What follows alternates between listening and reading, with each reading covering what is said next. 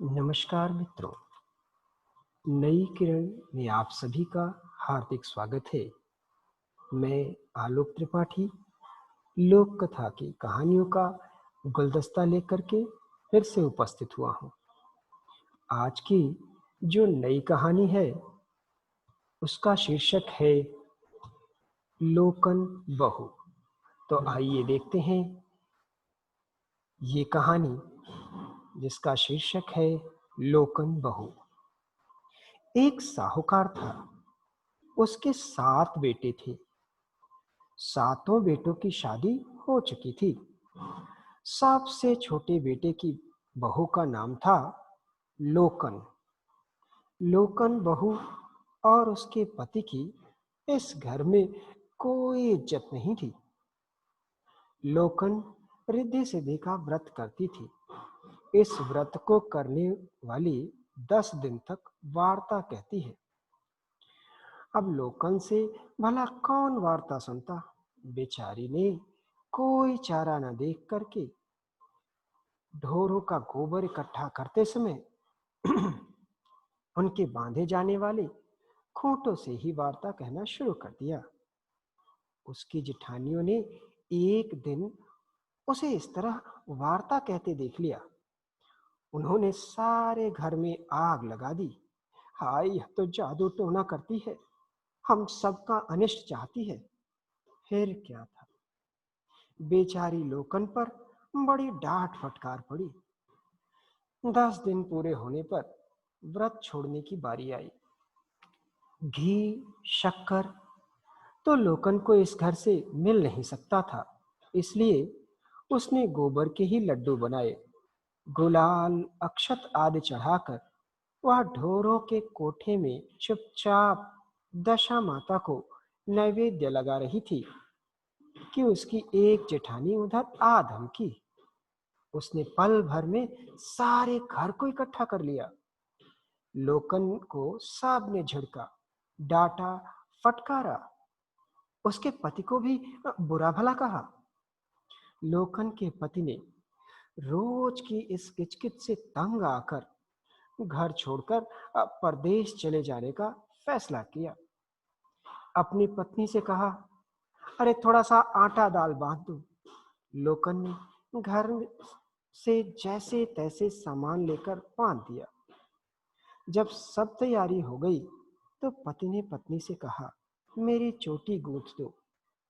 लोकन ने अपने लुगड़े का पल्ला फाड़कर नीर भरे नैनों से पति की चोटी गूंथ दी।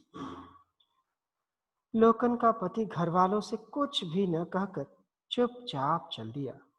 घर वालों ने इसके लिए भी लोकन को ही दोषी ठहराया।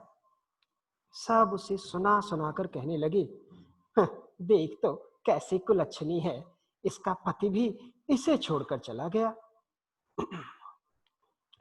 लोकन यह सब सुनी अनसुनी करके अपने दिन बिताने लगी। इधर लोकन के पति को चलते चलते रात हो गई तो उसने एक गांव में बसेरा किया। आटा दाल उसके पास था ही। भोजन बनाकर खा पीकर वह आग बुझाकर पास ही ओटले पर सो गया। कुछ रात गए उस घर के मालिक ने उसे जगाया और आग न बुझाने के लिए डांटा। उसने तो आग बुझा दी थी, मगर वहां फिर भी अंगारे दहक रहे थे। उसे बड़ा आश्चर्य हुआ। उसने उठकर आग फिर बुझा दी। कुछ रात गए, घर के मालिक ने उसे फिर जगाया और आग न बुझाने के लिए फिर खरी खोटी कही। उसने देखा आग चमक रही है। उसे इस अनोखी आग पर बड़ा आश्चर्य हुआ। उसने गुस्से में अंगारों को हाथ से मसलना शुरू किया। अरे, वे अंगारे उसे बिल्कुल ठंडे मगर ठोस लग रहे हैं। उनकी चमक बार बार मसलने पर भी नहीं मिटती। उसने तंग आकर उन्हें अपने पल्ले में बांध लिया। सुबह उठकर उसने जब एकांत में पल्ले को खोलकर देखा तो उसके आश्चर्य की सीमा न रही। अंगारे के बजाय वे सोने के टुकड़े निकले। भाग्य की लीला को वह सराहने लगा। वह वहां से फौरन चल पड़ा। पास के एक नगर में पहुंचा। राजा के महल के सामने से वह निकला तो राजा के सिपाहियों ने उसे घेर लिया। वे उसे इज्जत से दरबार में ले गए। राजकुमारी से उसकी शादी कर दी और उसका राज तिलक कर दिया। उस नगर के राजा ने मरने से पहले वसीयत की थी कि जो मेरे मरने के बाद सबसे पहले महल के सामने से गुजरे उसे राज और राजकुमारी दोनों सौंप दे। महल के सामने गुजरने वाला वही सबसे पहला व्यक्ति था, इसलिए उसे राज और राजकुमारी दोनों मिल गए। राजा बन जाने पर भी वह लोकन को नहीं भूला। रह रहकर उसे अपनी दुखिया पत्नी लोकन की याद आती थी। उसने राज्य भर में लोकन के नाम से कुएं, बावड़ी, धर्मशाला आदि बनवाई और उन पर लोकन का नाम लिखवा दिया। इधर उसके घर पर भाग्य चक्र ने ऐसा पलटा खाया कि वहां सब कुछ नष्ट हो गया।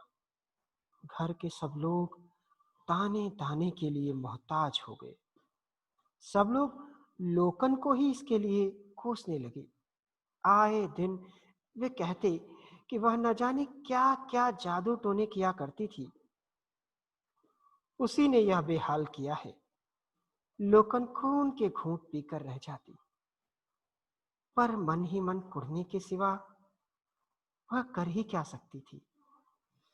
इन सब लोगों की हालत जब बहुत बिगड़ गई तो ये देश छोड़कर परदेश निकले। संयोग से चलते चलते लोकन के पति के राज में ही आए। वहां जगह जगह कुएं, बावड़ी और धर्मशालाओं पर लोकन का नाम लिखा देखकर वे अपने साथ की अभागी लोकन को ताने मारने लगे। देखो तो, एक यह लोकन है और दूसरी यह, जिसका नाम सब जगह लिखा हुआ है। लोकन भी अपने भाग्य को कोसती हुई सब कुछ सहे जा रही थी। चलते चलते इनका काफिला राजा के महल के सामने से निकला। राजा झरोखे में बैठा हुआ था। वह इन्हें पहचान गया। इनकी यह हालत देखकर उसे बड़ा दुख हुआ। उसने चाकर को भेजकर इन्हें बुलवाया। ये लोग आए तो इनसे पूछा, नौकरी करोगे? मुसीबत में पड़े बाप और भाइयों ने हाथ जोड़कर कहा, हाँ महाराज, नौकरी के लिए ही तो निकले हैं। राजा ने अपने बाप को अन्न क्षेत्र के बंटवारे पर बैठा दिया। माँ को घी दूध की निगरानी का काम दे दिया। भाई भौजाइयों को चूने मिट्टी के काम पर लगा दिया। लोकन को गोबर इकट्ठा करने का काम सौंपा गया। ये सब लोग लोकन की हंसी उड़ाने लगे। इस गोबरांदी को यहाँ भी यही काम मिला। लोकन तो ताने, हंसी मजाक सब सहने की आदी थी ही। उसने चुपचाप यह भी सह लिया। राजा ने महल के पास ही इन्हें ठहरा दिया। एक दिन चांदनी रात में सब बहुएं खेल कूद कर रही थी। राजा झरोखे में से चुपचाप सब देख रहा था। खेलने कूदने के बाद सब एक जगह बैठ गई और अपने अपने मन की इच्छा बतलाने लगी। किसी ने कीमती गहने की इच्छा बताई तो किसी ने कीमती कपड़ों की। सबकी करीब करीब ऐसी ही इच्छाएं थीं। सब अपनी इच्छा कह चुकी तो उन्हें लोकन से ठिठोली करने की सूझी। वह एक तरफ बैठी हुई इन्हें खेलते कूदते देख रही थी। ये सब उसका हाथ पकड़कर उसे अपने बीच में ले आई। बोली, तुम भी अपने मन की कहो। लोकन बोली, मैं क्या कहूं? वे सब उसके पीछे पड़ गई। उसे बताने के लिए मजबूर करने लगी। लोकन डरते डरते बोली, तुम मुझे मारोगी तो नहीं? वे बोली, मारेंगी क्यों? लोकन बोली, मेरे मन में तो ऐसा आता है कि मैं झूले पर बैठी हूं बच्चा गोद में हो, गले में मोतियों की माला हो, बच्चा खेलते खेलते मोतियों की माला तोड़ दे। दौरानी जेठानियां दौड़कर मोतियों को बीनने लगे। मैं लोकन ने आगे न बोल सकी। उसकी जेठानियां हंसते हंसते लोटपोट हो गई। वे उसे चिमटियां लेती हुई बोली, "हं, जरा इस गोबरांदी की इच्छा तो देखो।" लोकन ने क्षमा सी मांगते हुए कहा, मैं तो पहले ही सुनाना नहीं चाहती थी। राजा छज्जे पर बैठा बैठा यह सब देख रहा था। दूसरे दिन माँ जब काम पर आई तो उसने कहा, मुझे नहलाने धुलाने के लिए एक दासी की जरूरत है। तुम अपनी गोबर पाथने वाली बहू को इस काम के लिए छोड़ जाओ। माँ राजा की बात सुनकर अचरज में पड़ गई। राजा से वह इनकार कैसे कर सकती थी। उसने डरते डरते कहा, इसका आदमी इसे छोड़ गया है, इसलिए मैं इस पर विश्वास नहीं कर सकती। आप दूसरी बहू को बुला ले। मगर राजा ने उसी के लिए हट किया। आखिर माँ नौकरी का ख्याल कर कर लोकन को महल में छोड़ गई। अपने डेरे पर जाकर उसने जब सारा हाल सुनाया तो लोकन की जेठानियां बोली, वह तो है ही कुलच्छनी, अच्छी होती तो उसका आदमी ही उसे क्यों छोड़कर चुपचाप चला जाता। चलो, अच्छा हुआ बला टली। राजा ने लोकन से नहलाने के लिए कहा। लोकन कांपती राजा की चोटी खोलने लगी। चोटी में उसे अपने लुगड़े की चिंदी जैसी ही चिंदी दिखाई दी। उसे अपने पति के परदेश जाने का दिन याद आया। उसकी आंखों में आंसू छलछलाने लगे। एक दो आंसुओं की बूंदें राजा के पीठ पर भी टपकी। राजा ने लोकन से पूछा, क्यों, क्या बात है। लोकन ने आंसू पोंछते हुए कहा, कुछ नहीं महाराज। राजा ने हट करते हुए कहा, नहीं, बताओ क्या बात है। तुम रोई क्यों?" लोकन डरते डरते बोली, महाराज, कैसे कहूं, मेरे पति जब परदेश गए थे तो मैंने भी ऐसी ही एक चिंदी उनकी चोटी में गोद दी थी। मगर महाराज, आप बुरा न माने, यह तो राजा ने मुस्कुराते हुए कहा, मैं बुरा नहीं मानता, मगर यह तो कहो, तुम अपने पति को पहचानती भी हो। लोकन राजा की बात समझी नहीं।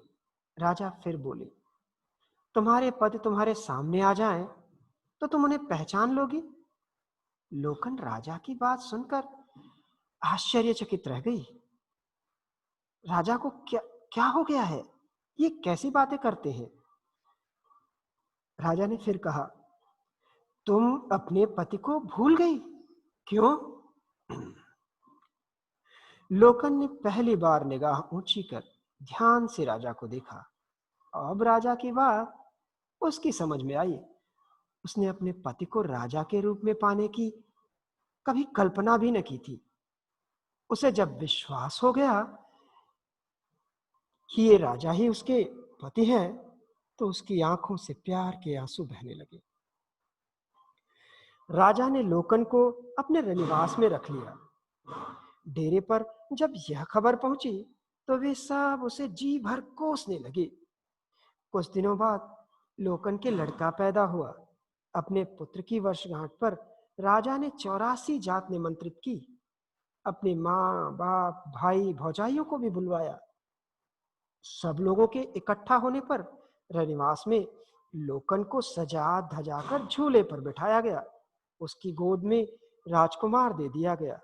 संयोग से बच्चे ने माँ के गले में पड़ी मोतियों की माला तोड़ डाली। लोकन की जेठानियां तो पुरानी बात को भूल गई थी। वे मोती बीनने दौड़ी। मोती बीन कर उन्होंने झट हार पिरोकर लोकन के गले में डाल दिया। लोकन ने उन सबको उस रात की इच्छा अनुसार गहने और कपड़े भेंट किए। राजा ने बढ़िया से बढ़िया भोजन से 84 जात का सत्कार किया। आखिर में वे स्वयं नीम की चटनी परोसने आए। परोसने के बाद उन्होंने पूछा कि खाना कैसा लगा। साहब ने भोजन की तारीफ की। नीम की चटनी का रहस्य किसी के समझ में ना आया। इतना अच्छा भोजन कराकर राजा ने सबका मुंह आखिर में कड़वा क्यों कर दिया? राजा ने जब चटनी का स्वाद पूछा तो एक मंत्री ने डरते डरते कहा, महाराज, यह तो कड़वी है। राजा ने अपने माँ बाप की ओर संकेत कर कहा, इसी चटनी की तरह मैं और मेरी पत्नी मेरे माँ बाप को कड़वे लगते थे। इसी कड़वेपन ने आपके भोजन की तरह हमारे घर का बुरा हाल कर दिया। राजा के माँ बाप, भाई भौजाई सब ने अब राजा को पहचान लिया। वे अपने किए पर पछताने लगे। राजा ने उन्हें समझाया, अब पछताने से क्या फायदा? इस घटना से सबक लो। अपने घर में किसी से भेद ना करो, नहीं तो इस चटनी की तरह घर की हवा भी कड़वी हो जाएगी। उस दिन से लोकन अपने सास ससुर, भाई भौजाई सबकी आंखों का तारा बनकर सबके साथ चैन से रहने लगी। तो कैसी लगी आज की कहानी? आशा करता हूं ये कहानी भी हर बार की तरह आपको बहुत पसंद आई होगी। फिर कहानियों के गुलदस्ते में आपसे दोबारा मुलाकात होगी एक नई लोक कथा के साथ। तब तक के लिए अपने मित्र आलोक को इजाजत दीजिए। धन्यवाद।